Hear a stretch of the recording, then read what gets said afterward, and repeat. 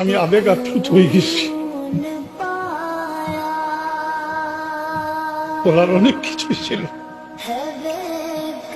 গত রাত্রে রাত 11টা থেকে স্মৃতির পাতা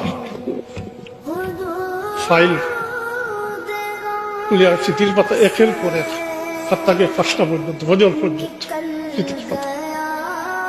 আমি খুব কঠিন আছি, আমার খুব নরম দিলের মানুষ, তাই মানুষ হিসাবে ডাবল ছুটি আছে।